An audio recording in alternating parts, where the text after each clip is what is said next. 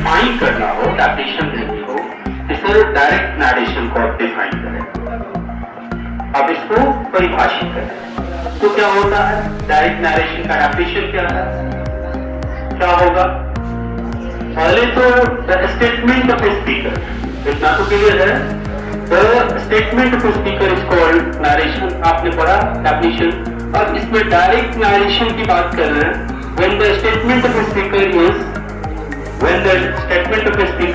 stated, state का मतलब होता है जोर डालकर कहना, दबाव बनाकर अपनी बातों को रखना, अपनी बात को रखना होता है, प्रभावशाली तरीके से अपनी बात को रखना होता है। तो क्या जाएगा definition? When the statement of a speaker is stated in his own words, जब उसी के शब्दों में उसकी बात को रखा जाए, जब उसी की बात को उसी के शब्दों में रखा जाए, या जब स्पीकर के बात को उसी के शब्दों में रखा जाए, तो वो डायरेक्ट नरेशन होता है, उसको डायरेक्ट स्पीच बोलते हैं।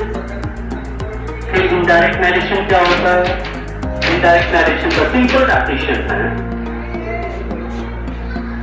डेफिनेशन में इधर क्या होता है? When the statement of speaker is stated in his own words, और इसमें क्या जाता है?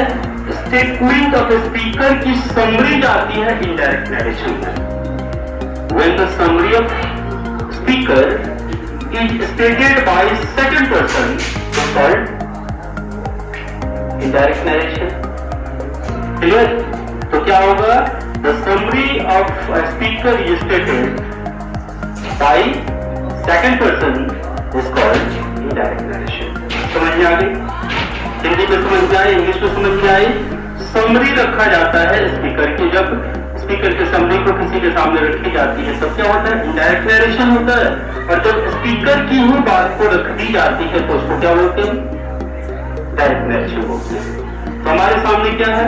टू फॉर्मेट्स है, फॉर्मेट्स ऑफ नरेशन।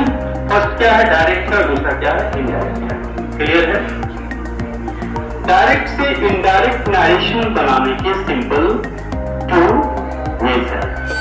दो तरीके से हम डायरेक्ट से इनडायरेक्ट, दो रूल्स है जिसके माध्यम से हम डायरेक्ट से इनडायरेक्ट नरेशन बनाते हैं। पहला क्या है? जनरल रूल्स, और दूसरा क्या है? स्पेशल रूल, जिसे हम गोल्डन रूल या रूल्स बोलते हैं।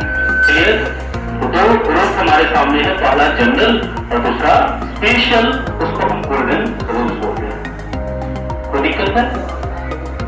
We have to follow two rules to change of direct speech into indirect speech. What's clear? Indirect, direct से इनडायरेक्ट नरेशन बनाने के सिंपली दो रूल्स है। फर्स्ट जनरल रूल्स और सेकेंड स्पेशल रूल्स, या इसे हम गोल्डन रूल्स भी बोलते हैं। क्लियर? डायरेक्ट नरेशन की पहचान बाबू होती है, दो क्लॉजेस होगा, दो क्लॉजेस होंगे और एक क्लॉज इन्वर्टेड कॉमास के बाहर कॉमास से अलग होगा और दूसरा क्लॉज इन्वर्टेड कॉमास के अंदर होगा। तो जब इन्वर्टेड कॉमास के अंदर एक क्लॉज हो और एक बाहर हो, तब उस सेंटेंस को हम डायरेक्ट नरेशन बोलते हैं, उसको डायरेक्ट स्पीच बोलते हैं। और वही जब दोनों को एक साथ में जोड़कर और जब हम कहीं और दिखाते हैं तो वो हमारा हो जाता है इनडायरेक्ट नरेशन। क्लियर?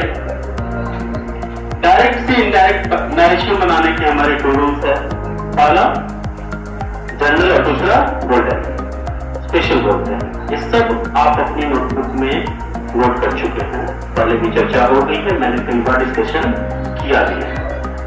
अब हम आ जाएंगे जनरल रूल्स पर।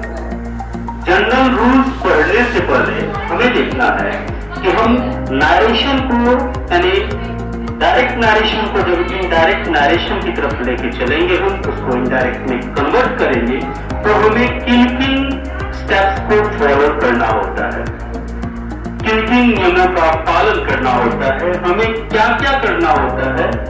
पहला जो स्टेप है मैंने बताया था, आप याद करेंगे, पहला स्टेप है कि इन्वर्टेड कॉमास के अंदर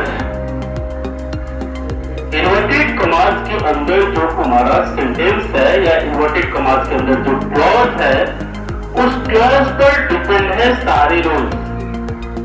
इन्वर्टेड कॉमास के अंदर वाले सेंटेंस को सबसे पहले हमें समझना है कि वो असर्टिव है, इंटरोगेटिव है, इंपरेटिव है, ऑब्जेक्टिव या एक्सक्लेमेटरी है।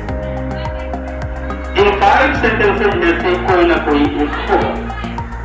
इन 5 सेंटेंसेस में से जब हम किसी एक को रिकॉग्नाइज कर लेते हैं, जब हम पहचान लेते हैं कि हमारा असर्टिव है, ये हमारा इंटरोगेटिव, इंपरेटिव, ऑब्जेक्टिव या एक्सक्लेमेटरी है, तब अगला स्टेप हम अपना शुरू करते हैं। पहला काम इन्वर्टेड कॉमास के अंदर वाले सेंटेंस को पहचानना।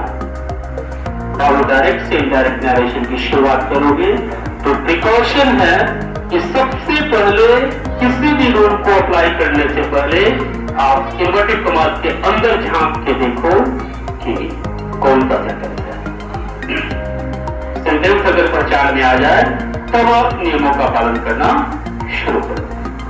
सेंटेंस में कौन कौन से सेंटेंस हो सकते हैं? हमारा असर्टिव, इंटरोगेटिव, इंपरेटिव, ऑब्जेक्टिव और एक्सक्लेमेटरी, ये 5 हमारे सेंटेंसेस होते हैं। इनमें से कोई भी एक होगा। क्लियर? इसके बाद क्या करना है? रूल कहता है कि जनरल रूल अप्लाई करने से पहले हम इन्वर्टेड कॉमास के अंदर वाले सेंटेंस को समझ जाएंगे और तब जनरल रूल का पहला स्टेप फॉलो करेंगे। तो पहला स्टेप कहां लागू होगा? इन्वर्टेड कॉमास के अंदर जो सेंटेंस है उसी पे लागू होता है। जनरल रूल को हम 3 स्टेप्स के माध्यम से पूरा करते हैं। जनरल रूल का पहला स्टेप है चेंज ऑफ पर्सन्स, जिसे हम चेंज ऑफ प्रोनाउंस बोलते हैं। यानी सबसे पहले हम पर्सन्स को बदलते हैं। आपको पता है पर्सन के 3 टाइप्स है। फर्स्ट पर्सन जो बोले, सेकंड पर्सन जो सुने और थर्ड पर्सन जिसके विषय में चर्चा हो।